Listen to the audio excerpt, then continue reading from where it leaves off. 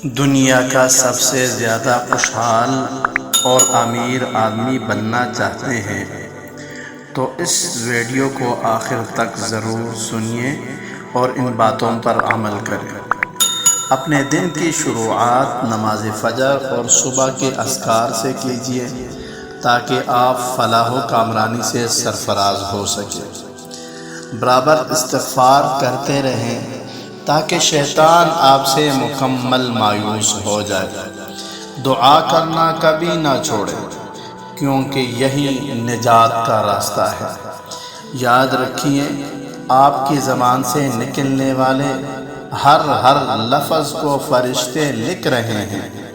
ہمیشہ اچھی امید رکھیے اگرچہ آپ کتنے ہی مشکل حالات سے دوچار ہوں۔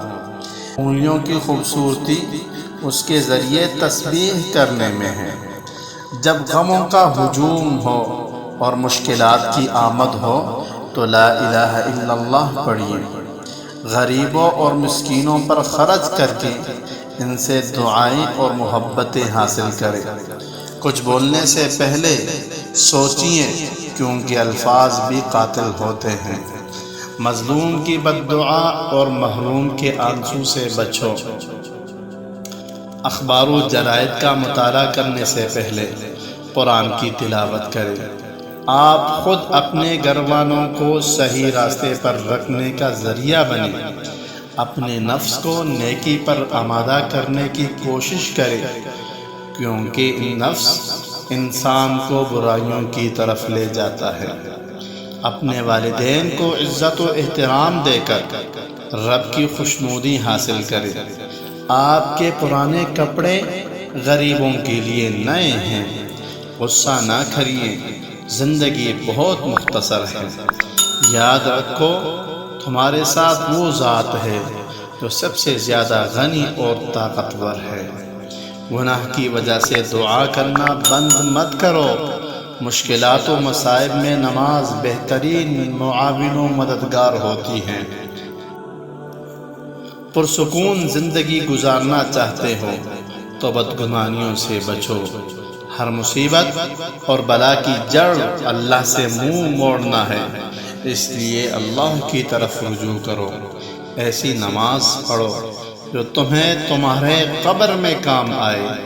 جب تم کسی کو غیبت کرتے ہوئے سنو تو اس سے کہو کہ اللہ سے ڈرو۔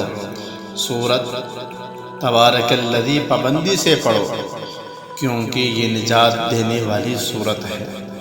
محروم وہ ہے جو خشوع خضوع والی نماز اور آنسو بہانے والی آنکھ سے محروم ہو۔ بھولے بالے ایمان والوں کو تکلیف مت دو۔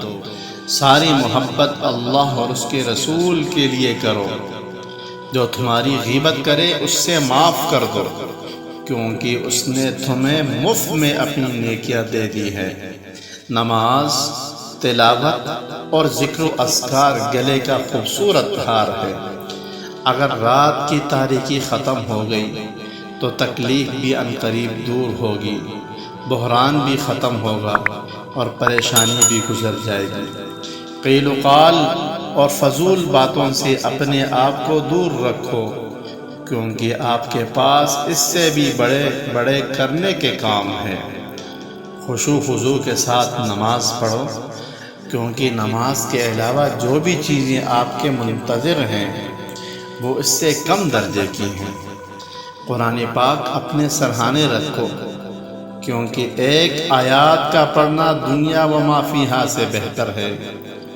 دنیا خوبصورت ہے مگر تم اپنے ایمان کے ساتھ اس سے زیادہ خوبصورت ہو۔ جو دوزخ کی آگ کو یاد رکھے گا وہ برائی سے دور رہے گا۔ خشوع خضوع کے ساتھ کیا گیا ایک لمبا سجدہ بہت سے محلوں سے بہتر ہے۔ ان سب باتوں کو بار بار سنیے، جن باتوں پر ممکن ہو عمل کریں۔